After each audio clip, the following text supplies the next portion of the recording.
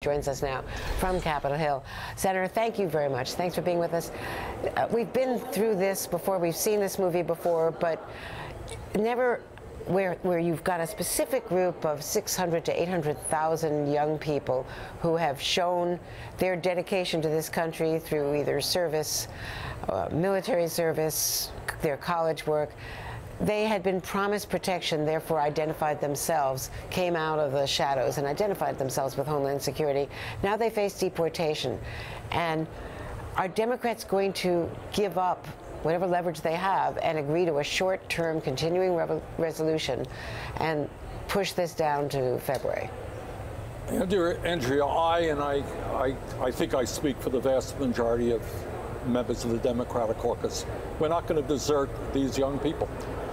This, to my mind, is one of the great moral crises of our time. As you've indicated, these are young people who were raised in the United States. They spent almost their whole lives here. They know no other country.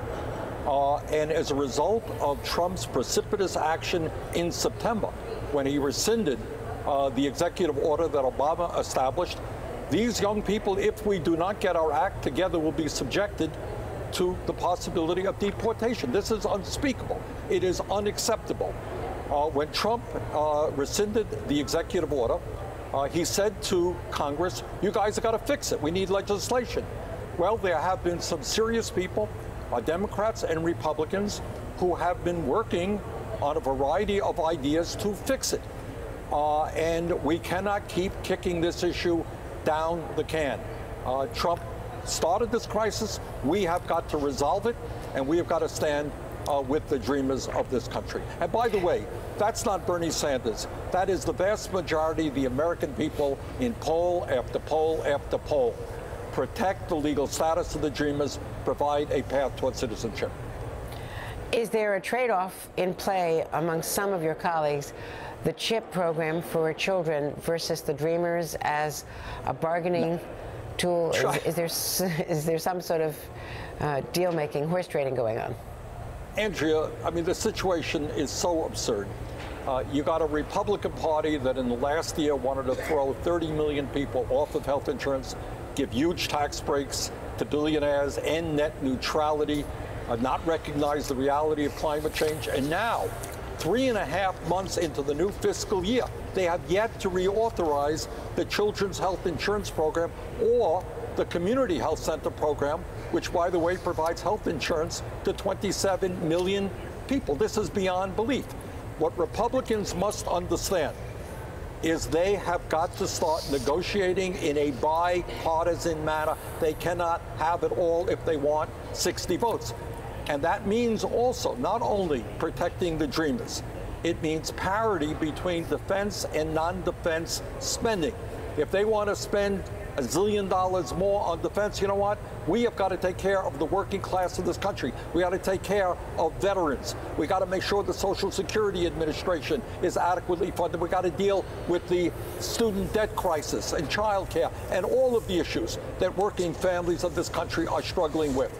And lastly, of course, we've got to deal with disaster relief and make sure that Puerto Rico and the Virgin Islands, who have no representation here in the United States Senate, are treated fairly, just as Texas and Florida are. And I wanted to play for you what Senator Leahy was, the questions that he was posing to the Homeland Security Secretary Nielsen about what happened in the Oval Office, what she says she didn't hear, the vulgar or racist language that the president reportedly used, according to multiple sources, and especially Dick Durbin. Let me play this exchange from Judiciary. What does he mean when he says he wants more immigrants from Norway?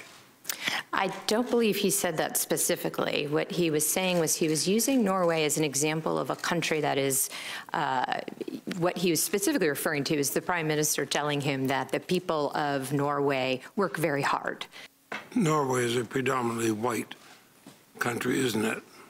I actually do not know that, sir, but I imagine that is the case. Okay.